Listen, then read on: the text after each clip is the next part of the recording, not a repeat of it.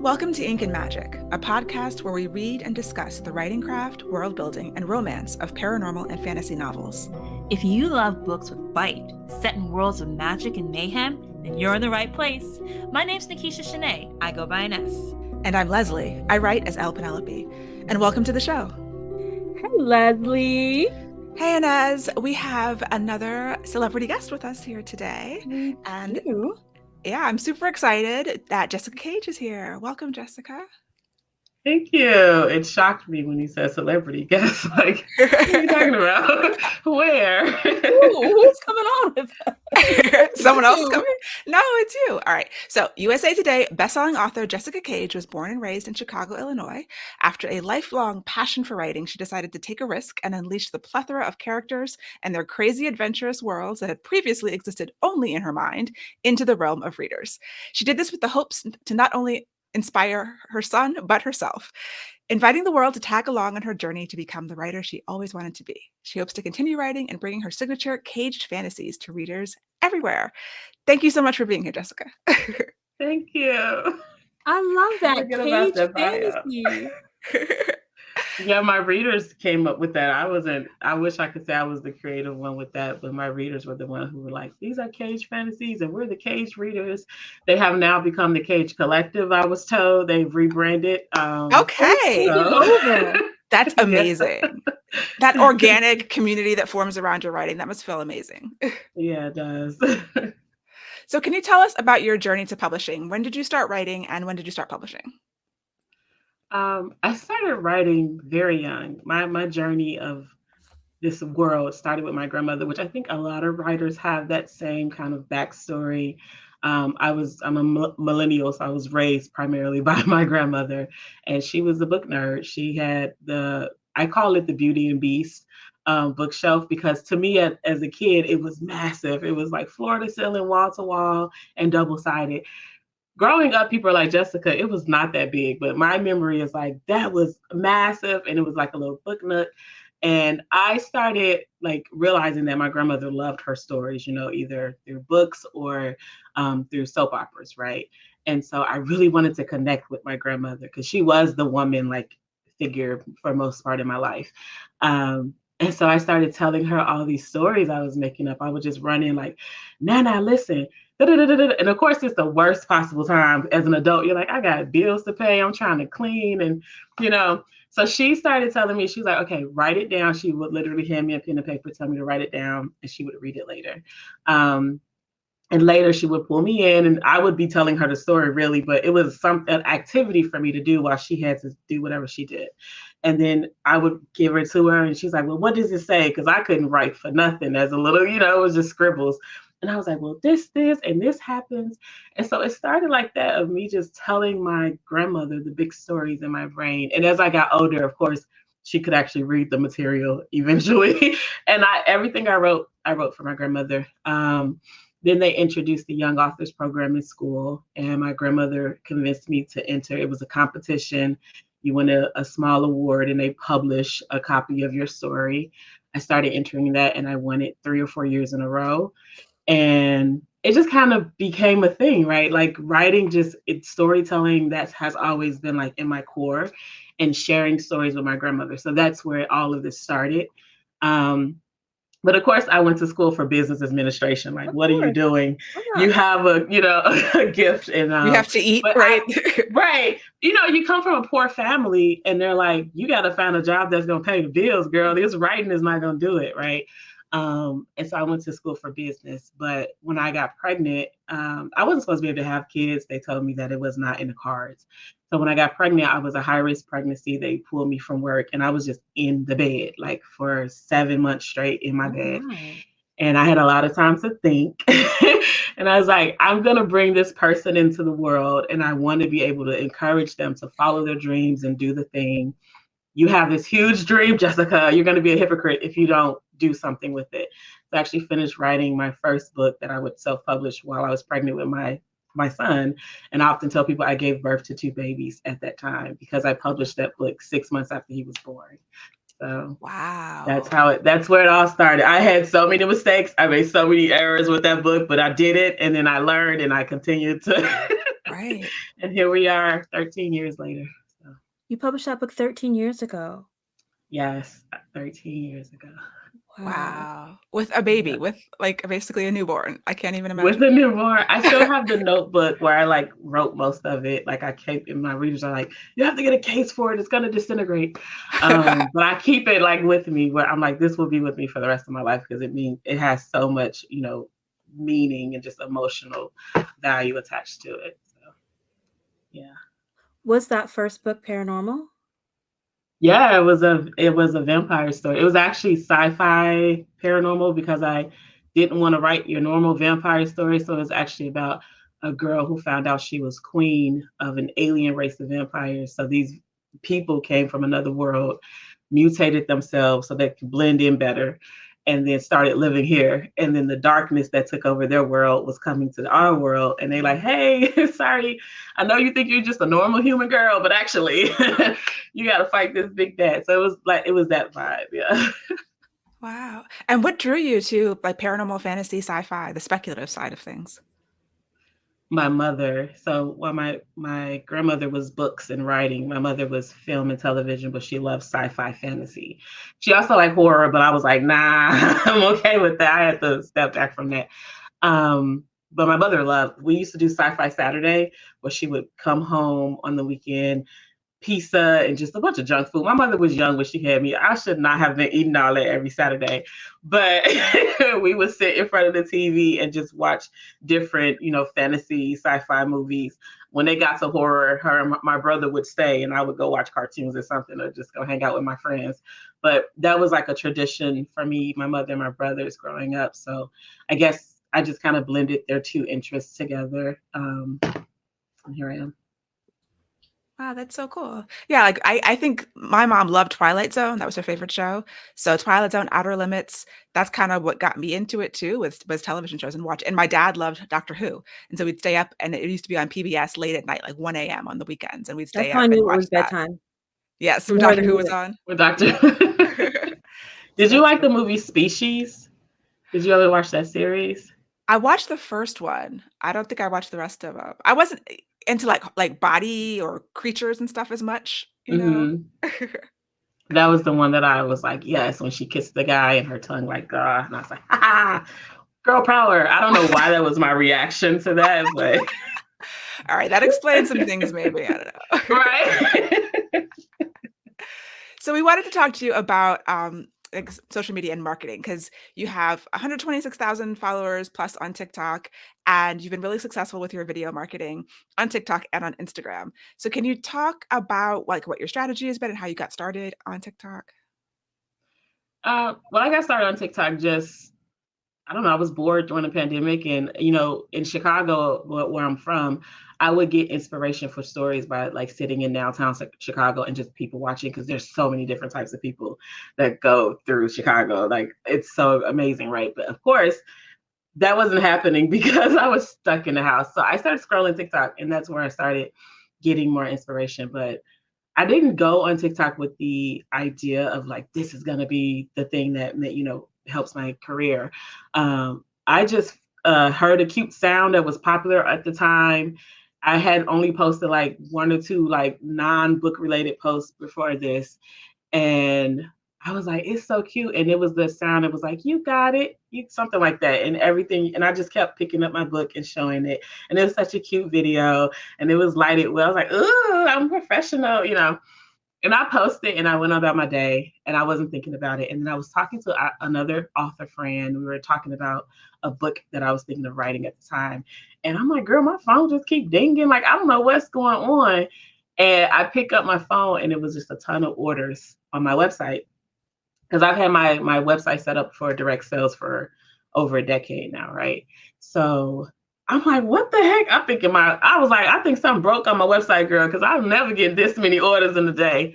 And I'm like, I don't know what's going on. And then she was like, she told me that one of my books was like in a higher rank on Amazon. I was like, what is happening? And then I go back to TikTok and that video had taken off. It had like 100,000 views and I had gotten like 5,000 followers. And I was like, what is that? And that was the moment I was like, wait a minute.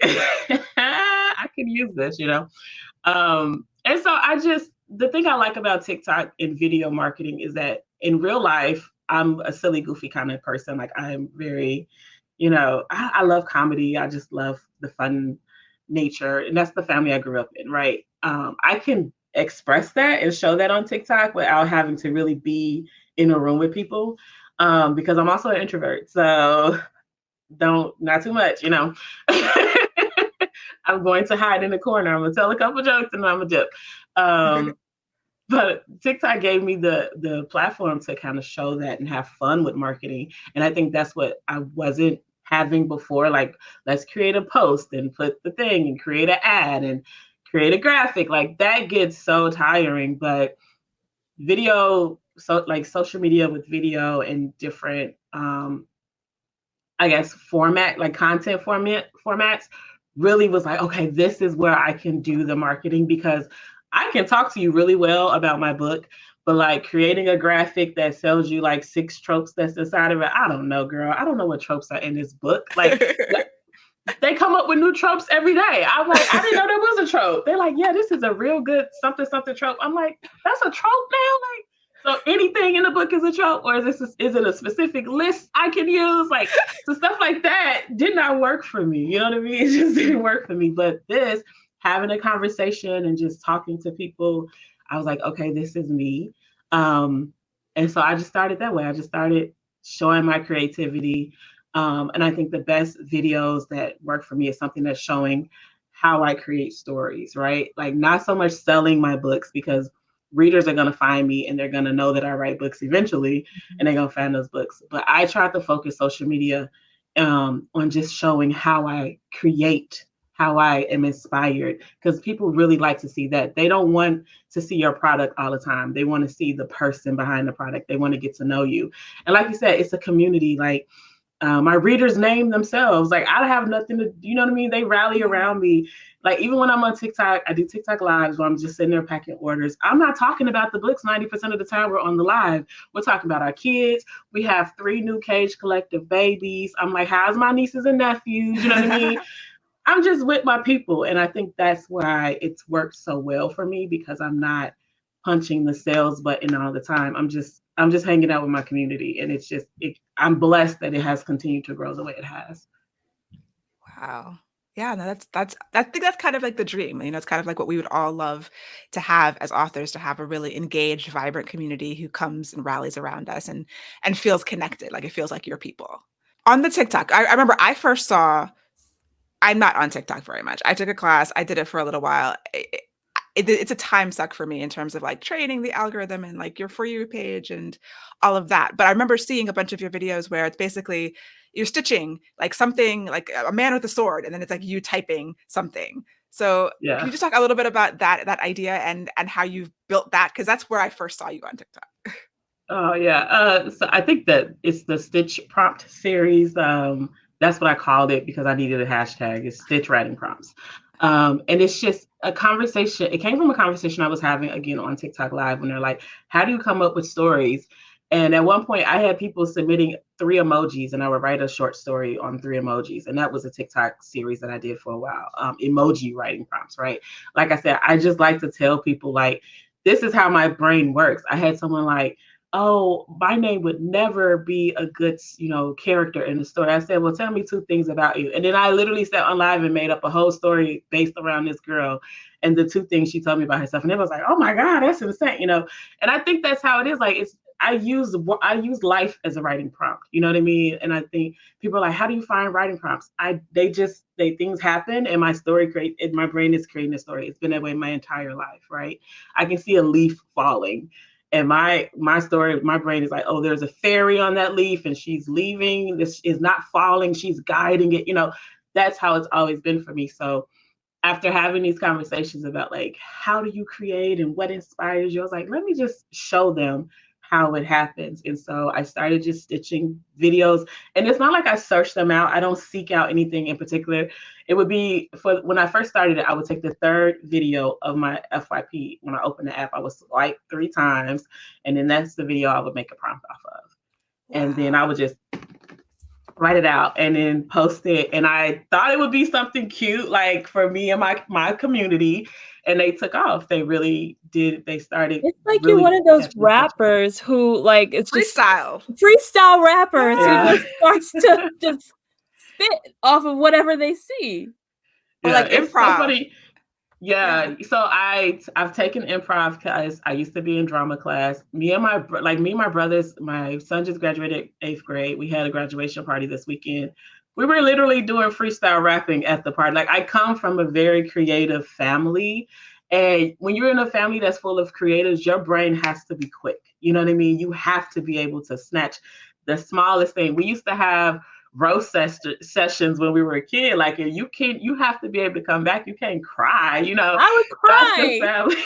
Well, I would often not partake, because when the puberty hit for me, I was like, you talked about my hair, you know. Don't talk about me. I am sensitive. Like, I don't really take part in roast sessions with my family anymore because they do not hold punches. And since puberty, I'm a crybaby. But that's where it comes from. It comes from just being around creative people. Me and my brothers would do, they call it, what is called ad libs, where they have like the space, but we would do it the opposite way, where I'm giving you 2 or 3 words, and then you do the other side of it. So we've always done these creative exercises, and now my brain is just trained that way. Yeah. And those stories that you're writing, the shorts, do you ever do anything with them? Do they go anyplace? Are they posted somewhere? So the book I just released came from a stitch writing prompt. It was, Oh, I did wow. a few at a time, where people were doing like a lot of like seance video. It was like Halloween time, and it was like demons and seances and stuff, and that's what I was getting. And I was like, I should do something with this. So I came up with this demon boyfriend. So yeah. Wow. That's really amazing. That's so cool. And so then I remember seeing you posting on Facebook about Instagram, because I think you kind of replicated the process on Instagram more recently. And you were Yeah. doing some sort of like education, like posting how you did that. Can you talk about how you were able to do that on Instagram?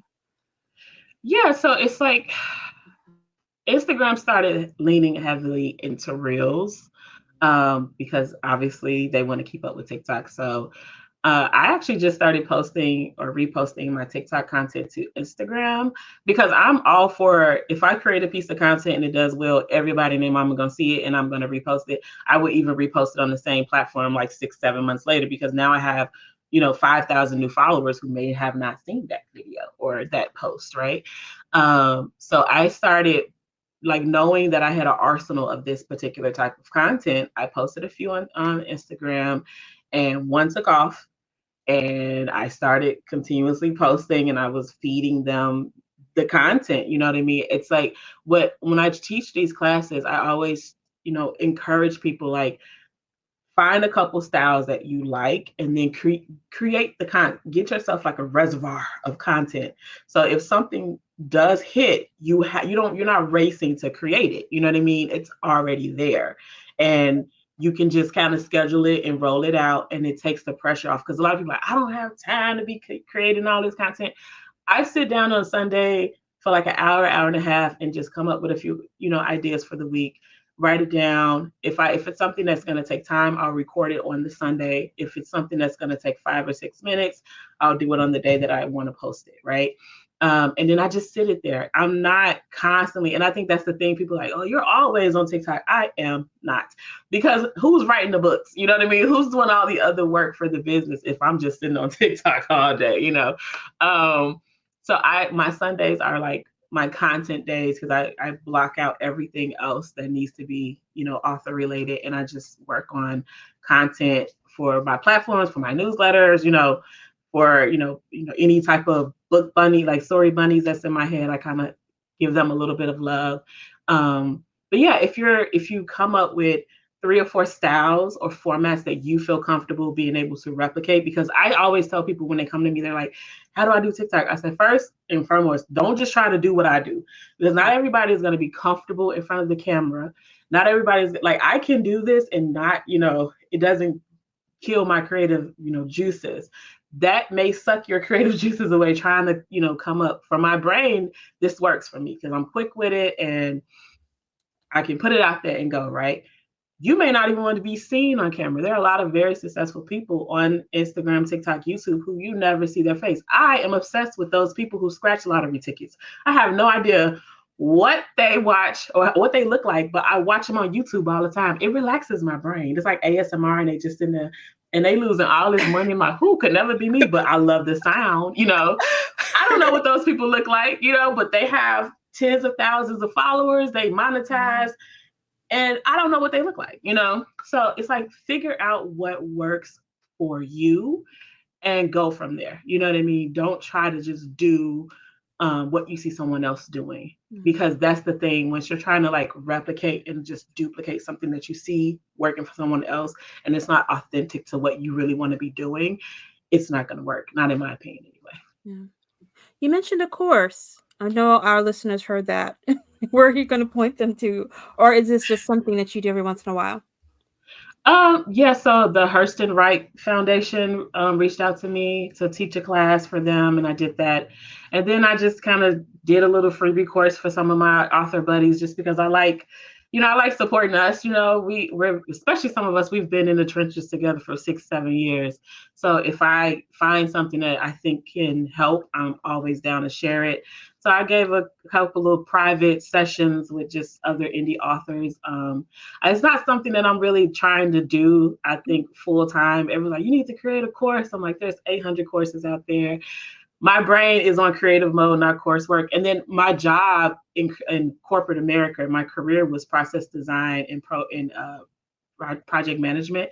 So I spent so many years creating manuals and courses and, you know, product. I don't want to do that right now. Like my brain is over it. So maybe in the future, but not right now. But back up. You said Hurston Wright. Are you a Hurston Wright fellow? Did you? I'm not. Mm-mm. There's two No. people on here are. I was like, wait a minute. No, I started, you know, growing on Instagram, and they came to me through that platform and was like, can you teach other people to do this? And I was like, sure, I'm down for it. Happy to help. Nice. Yeah. So when you're on TikTok and Insta, are you interacting with comments, and like, are you commenting on everyone who comments, things like that? Yeah, so I always recommend that you comment on at least in the first hour or two when you put up a post, to kind of come back and engage, because it helps your algorithm. But me, at the end of the day, will just open my comment section on each app and just go through anyway, because I'll get comments on old videos. I don't prioritize the new video. What was the recent, 15 or 20 comments every night, and then I respond to those, and then, whatever. I used to have some posts that I did. It was called Books and Bonnets, where I was posting like encouraging content on TikTok for writers. And I had this post that went really well, and people were like promising to like, I'm going to write this book and I'm going to be done with this. And they were like dropping their deadlines in the comment section.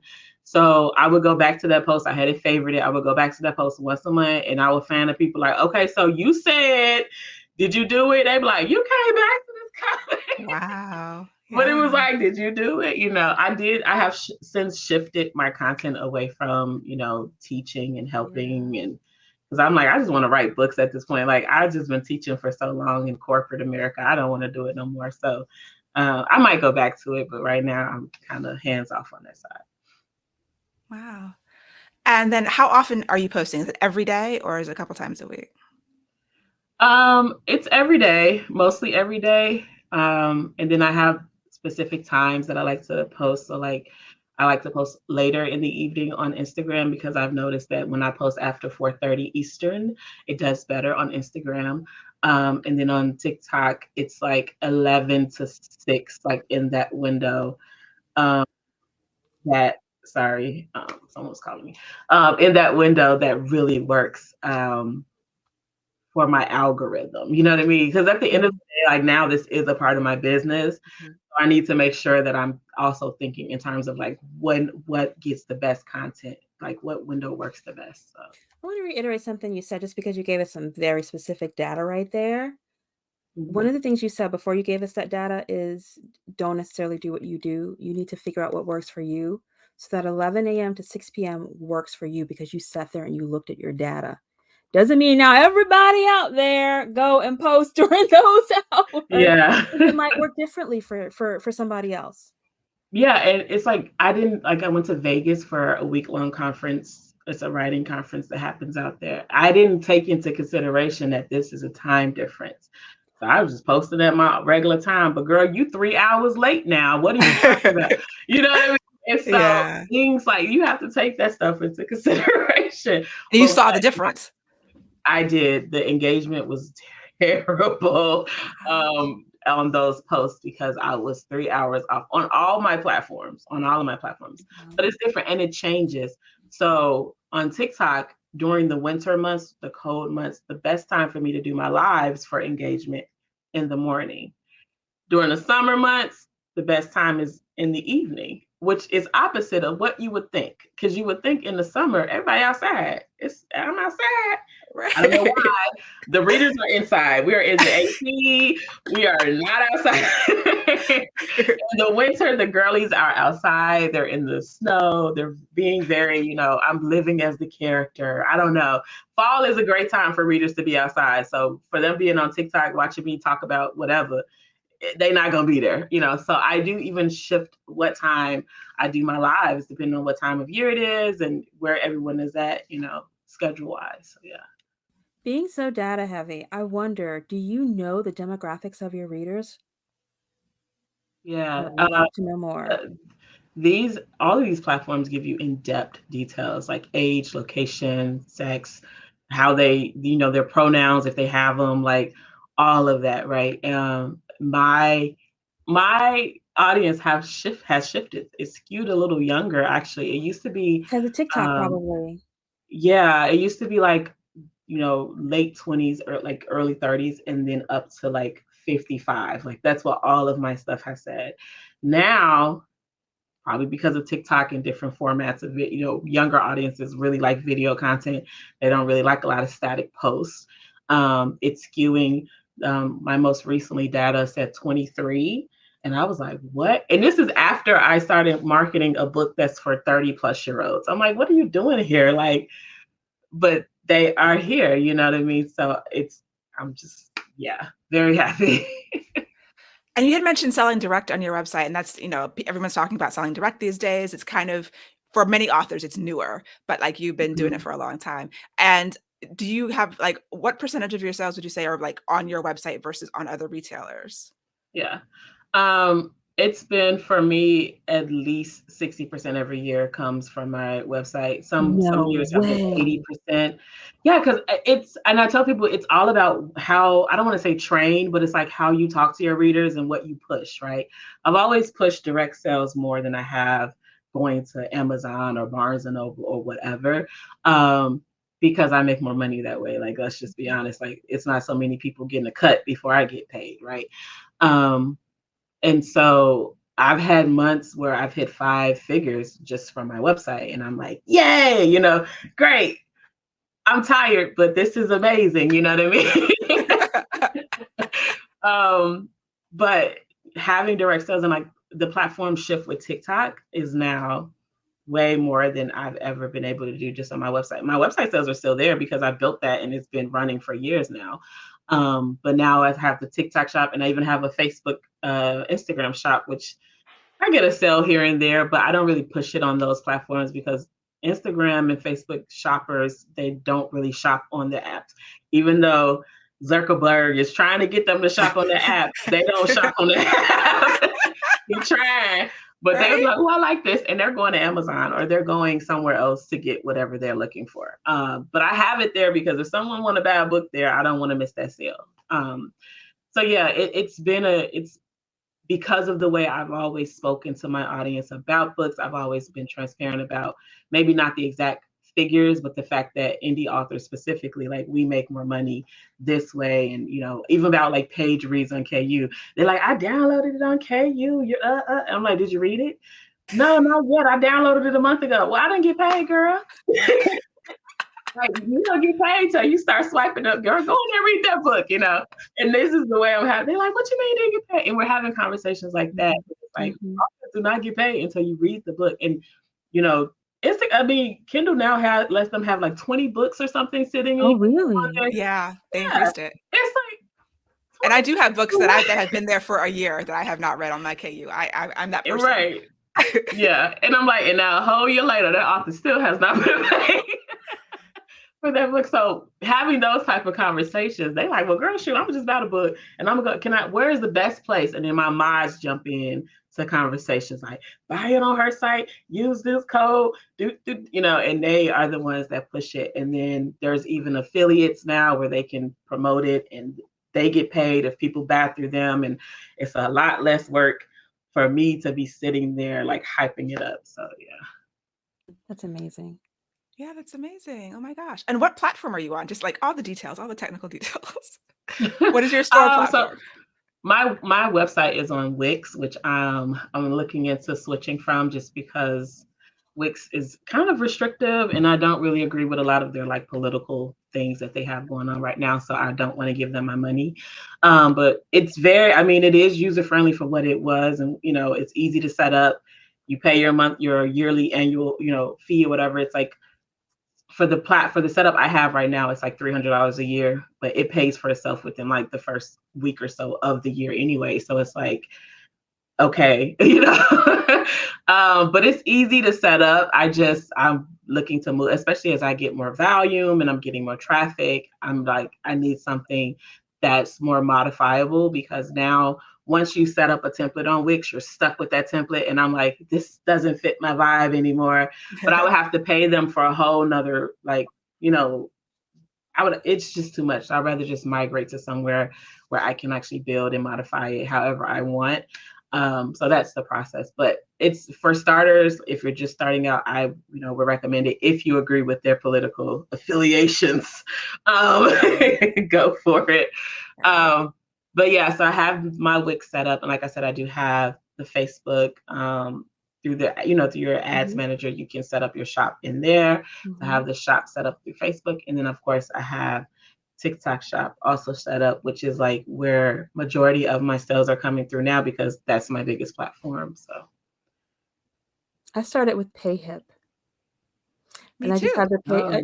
I started because Leslie started PayHip, and I just put the buttons on my web. Well, Leslie helped me put the buttons on my website, and now I've moved to Shopify, and I absolutely love it. yeah, Because you were talking about the average order values, and that's why I love I love where I am now, because I see people. I'll sell them one book bundle, and I write in series, so I might sell them a six book bundle. But on the page, I can also have my also bots. Amazon has the also bots down at the bottom. Well, down at the bottom of my sales page is all my other books is also bots. So I've seen people like add to cart that one, add to cart that bundle. And so I'll have like an $80, $100 order, which is like, woohoo. Yeah, that's awesome. Yeah, and I know like right now, a lot of people are looking into Shopify because they do connect into TikTok Shop. Yep. I haven't yet found like the time, honestly, to just really dig into it. Make sure it's going to be set up the way I want to. Yeah. All of this. And they just like announced it like for TikTok Shop like a month or so ago. And I'm like, okay, this is something that I want to look into, because as the business scales, which I'm very grateful for, like I literally just took 70 orders to the post office today, and I have like 70 that have to go out tomorrow. Like it's crazy. I watched your video with you and your hand massager. But no. I watched it, I think yesterday, and then this morning I had to sign 10 copies, and I was like, oh, my hand. And I thought about you. Like, shut up. You know what? I posted that video on TikTok of that little hand, the little white one. And someone was like, can we send you a new one? I was like, please do. And I will post about it, because this thing is dying. It's like, girl, I've been with you for 6 years. I'm done. Wow. So same thing with I'll be posting a video about this new like double-decker wagon that someone sent me, because I posted about how my wagon that I use, I have this little red wagon that I would use to take orders to the post office. The wheel is squeaking. It's like lopsided. It's like, I was not built for this. So they were like, we can send you, it got heavy duty wheels. So I use it today. I'm like, oh, it turned real well. I was doing a demonstration outside the post office. Yeah. outside the post office with this lady. I'm like, and the handle just pop up. It don't even slam on the ground. Like it was telling her one. It was just, but it's cool because I posted a video and someone's like, "Can we send you this?" I'm okay, because I don't have to pay for it. That's cool. The things you don't think about in the writing life, like writing the books, Right. but how do you get them to the post office? That part. Okay, so I remember first discovering you because of your covers. Like you've got these beautiful covers across different series, and you've been, like you said, publishing for 13 years. So, and you're writing in paranormal and fantasy genres. So, one question that we had, like, I think when we started, Inez and I both kind of started in 2014, 2015. And we had some difficulty getting traction with Black readers doing paranormal and fantasy because of the whole religious factor. Like people would ask, "Are there demons in your book?" And my pastor doesn't want me to read demons. And so I wanted to ask what your experience was like, over the years, and have you seen it change at all?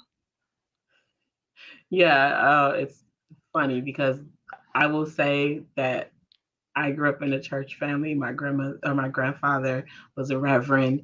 A lot of them ladies at that church were reading my Sexy Siren series. Okay, they were like, Reverend Cage, does Jessica have? And he would come. I don't think my grandfather knew what was in those books, and they would send him to me to buy books. They give him the cash, and I felt like a dealer. Like, do you even know? Like, do you know what you're taking to the church, Granddad? Like. But to this day, there are at least 6 of them I know. Whenever I drop something new, I see an order come through on my site. I'm like, okay, Sister Mary, okay, I see you.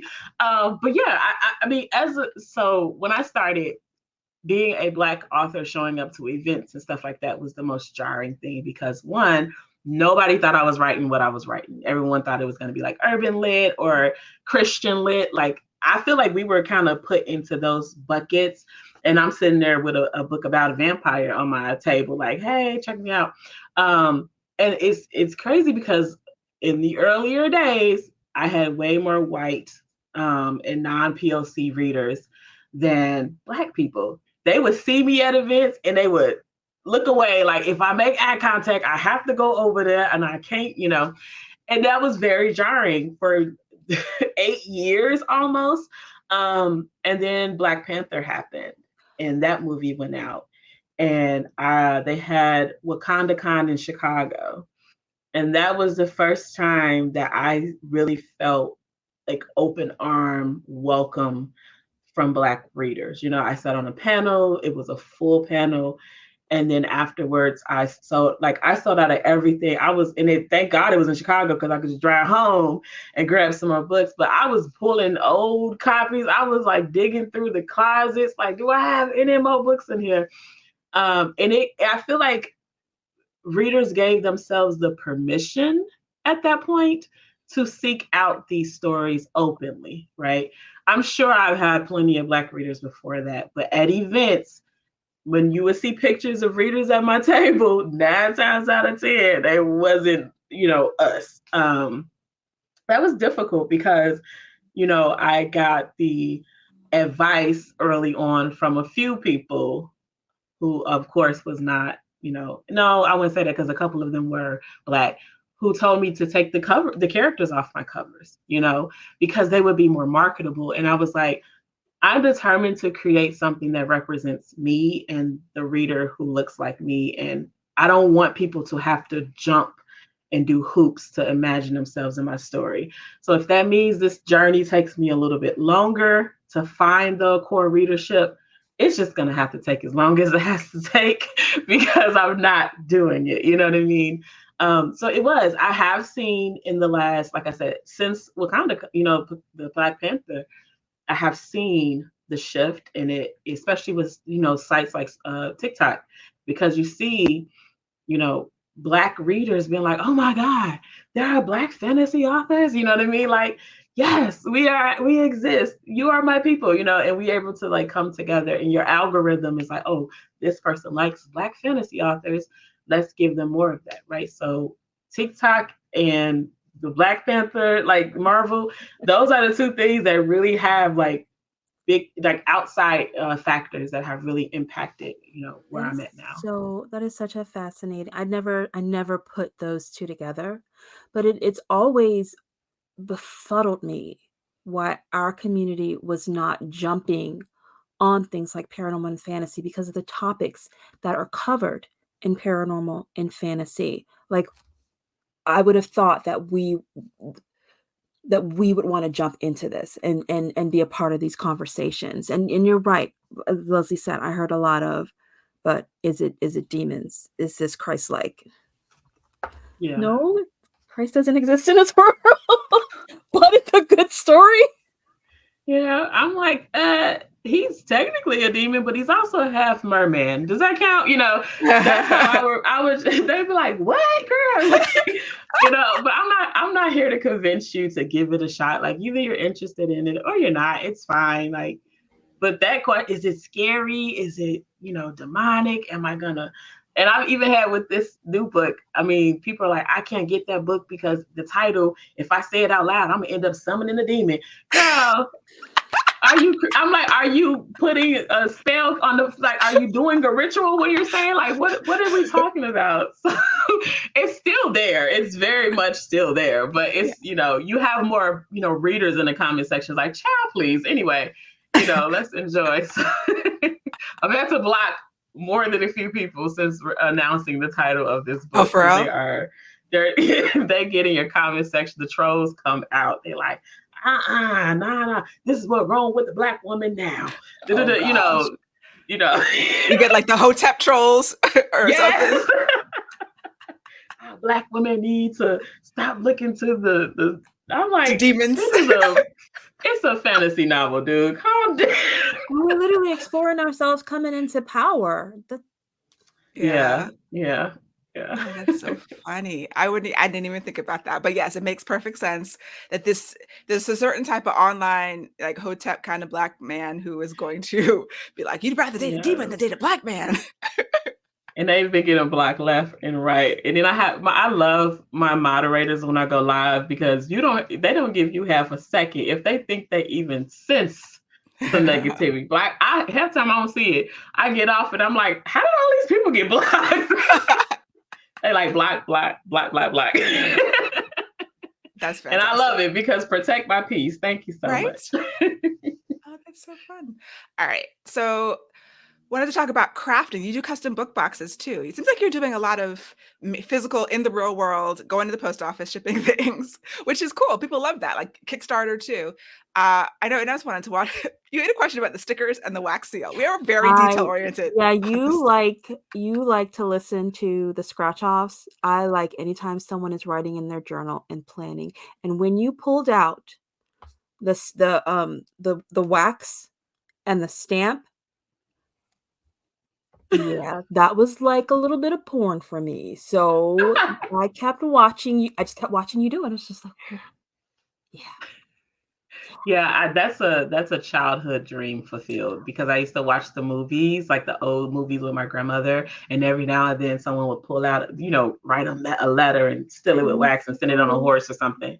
And I would be like, I'm going to send my friends letters with wax, not knowing, like, girl, people are not going to be sending each other letters by horse when you get older. Like, you're going to be texting and emailing. But that was the dream for me. I was going to have my own custom seal, and I was going to be fancy.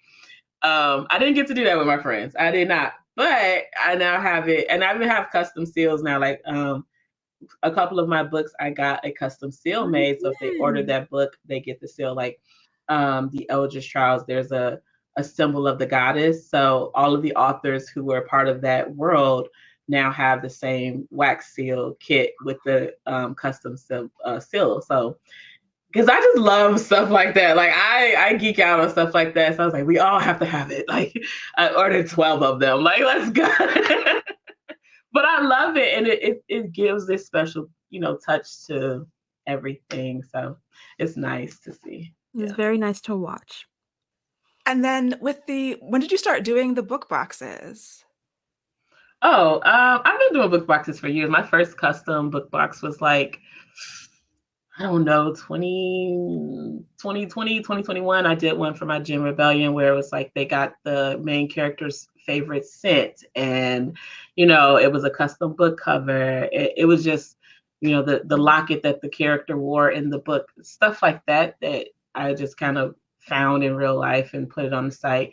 Readers really love that. That's like that series also has a custom character card deck. My brother is an artist, so he draws all my characters for me. He does get paid, for anyone out there wondering.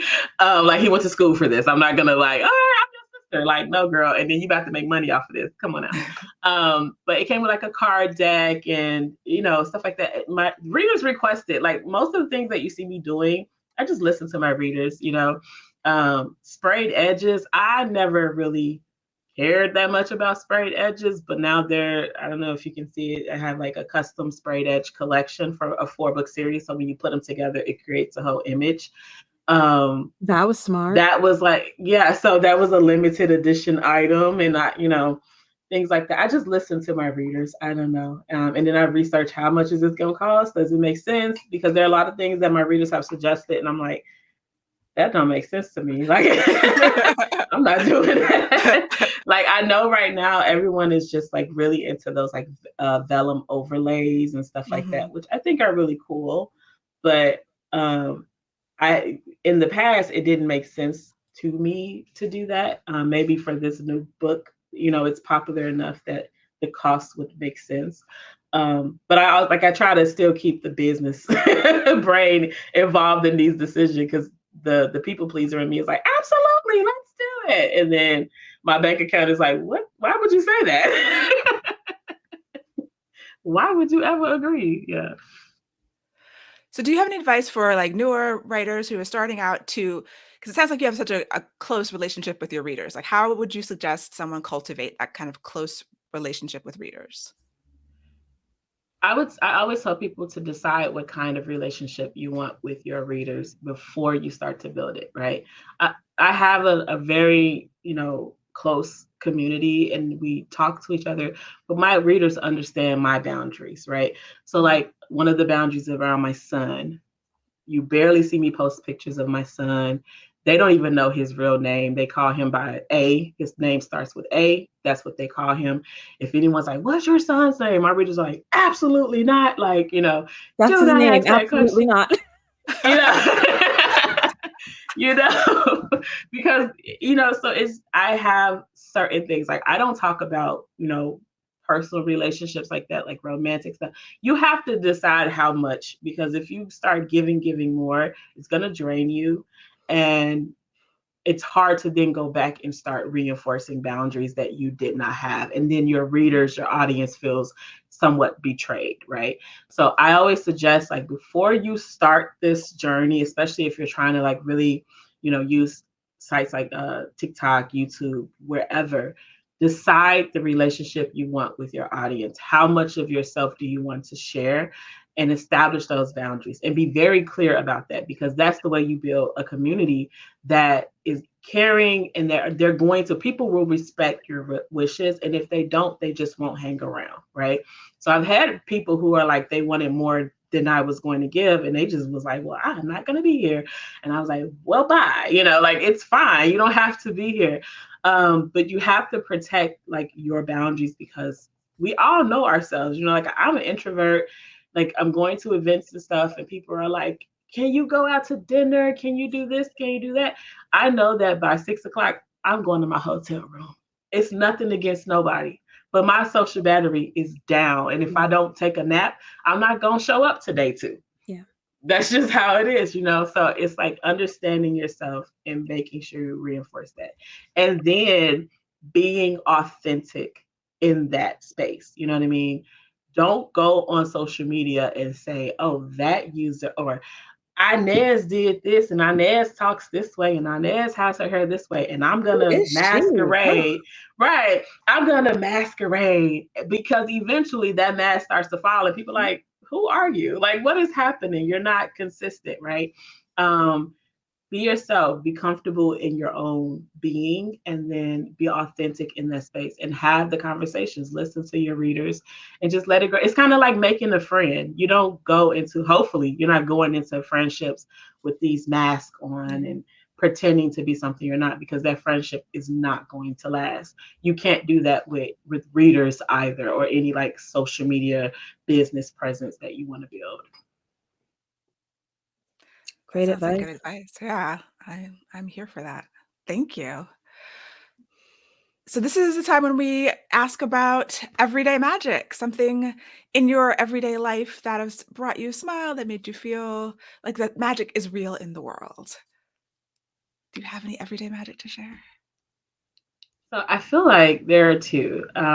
One is obviously with this book because it just released, and um, 8 months ago when I started the launching, because I launched this product 8 months before it released. Like I launched my marketing, and I sat down and I wrote exactly how I wanted this to be, like how I wanted it to look, how I wanted it to be received. I'm like, I want to be scrolling social media and seeing people having organic conversations.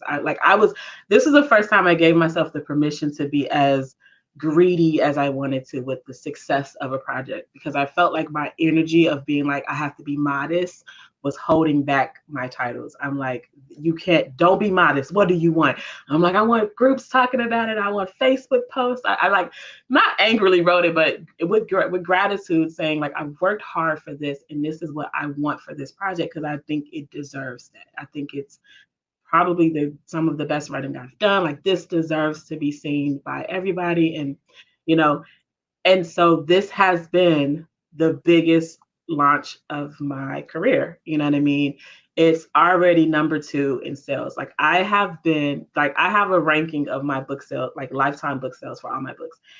I've been publishing for 13 years, and this book, after a week and a half, is number 2 on my personal like rank. And I was like, Yeah. I've already had people kind of reaching out, trying to get rights for things, and and it's like it feels Manifesting. magical. You have Like that, manifested this. it feels very magical in a sense. And I often dream of my grandmother. Like I feel like when I dream of my grandmother, she's bringing me messages, she's talking to me, like I'm learning through dreams. And the last dream I had of my grandmother, and I'm going to say this without crying, we were sitting on the back porch of our first home, and it was this covered porch looking out at the street. And we were drinking tea, and she was just there. She wasn't giving me a lesson, and it felt like her just being like, I'm proud of you, like this is a moment to just stop and enjoy. She didn't say. We were just sitting there like watching the cars go by like we used to. She had a book on her lap, looked like she might be falling asleep, and it was just like, okay, so what now? It was just a dream where I felt like my grandmother has been such an integral part of my journey from the first stories I've ever written. She had a bookshelf with all of my books. She's always been there supporting me. So to dream of her, just kind of being like, yeah, you did it, girl. I'm gonna take a nap and sip my tea, and you did it. And that's what it felt like, right? So it just, this whole moment, I'm trying to remind myself every day, like, take a breath, enjoy the moment. You worked so hard for this. So yeah, I think those two things, like the dreams of my grandmother and the success of this book, life feels really magical right now. That is so amazing. I'm gonna cry. No, No. I am so happy for you. The power of manifesting is so real, and it sounds like you've gotten assistance from the ancestors, and it's just like, it's beautiful. It's absolutely beautiful. So thank you for sharing. I'm like, don't cry, don't cry. I know, don't cry, don't cry. I think my everyday magic. I have a book, as we're recording, a book coming out tomorrow, and it was very hard for me to write, and so far the buzz has been good, and I'm so glad to get it into this world. And yeah, it was probably the hardest book I've written. And yeah, so like it's the fact that it's finally here, and that it parallels, like one of the hardest years of my life, and then now kind of the full circle, coming full circle to have this in the world, like birthing this new book baby. And yeah, I'm excited for it. So that's my magical happening as of less than 24 hours to go. Congratulations. That's Thank exciting. you. What about you, Ines? Anything magical? That's so funny. Everybody's is all book related. I finished a book on Thursday of the week we're recording this, and after I don't ever write the end, but I got to the end, and I closed it up, sent it to the copy editor, and I did nothing. Which is not like me. I like a full plate. I like to be busy. I like to Type be on A. the edge. Yeah. Yeah. I like to be on the edge of just too much. That's where I like to live my life. And I finished the book and I was just like, yeah, I'm not gonna do anything. I didn't get out of pajamas. I didn't get up off the couch. I watched a whole lot of Supernatural. I didn't want to talk to anybody. My daughter was like, let's go out. I was like, no. And I needed to do that. And the other, I knew and I asked, I was like, am I tired or am I depressed? Because I really didn't know what's happening. But today, I got out of my pajamas. I put on some clothes Some and real a bra, clothes. and I When you went. put the bra on, we know you're serious. That's when you know I'm serious. And I went down. I live just outside of Washington D.C., and so one of the things that I do a lot to refill my creative well is I go to the Smithsonian museums. And today, I went to one of my favorite museums. I just went to the first floor too. I walked up to the Museum of the American Indian. And I tell you, as I crossed the street to this museum, like I could see the Capitol in the distance.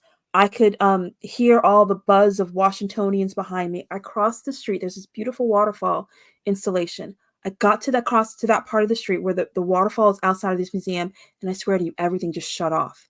I felt such a sense of peace. I walk into this museum and it was just like you see those movies where like the lights shine and the angels sing. That's what I felt like walking into this museum.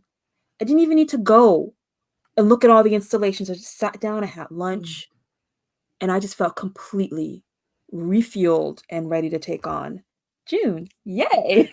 So that was my magic. Thank you, American Indian ancestors, for shining your love on me. No, I had no idea they were called Washingtonians. I remember having a conversation where we were like, "Is it Washingtonites?" Like, I had no idea. Now I know. Right? You know. If you are a native Washingtonian, there aren't that many anymore native Washingtonians, but yeah, we're a dying breed. Yeah. So much magic all around. Yes, it is. And we hope you guys have had some everyday magic in your life this week. We want to thank you so much for joining us. And please let us know what you think about this episode. You can leave a comment on YouTube with your thoughts on the episode. You can share it with a friend who loves romance. And please don't forget to rate and review us on Apple Podcasts or Spotify. And we'll have show notes with Jessica's links to her books on the website, which is inkandmagic.net, where you can also check out our book schedule. We are still reading the Lady Sings Side Changeling series. We're almost at the end of season 1.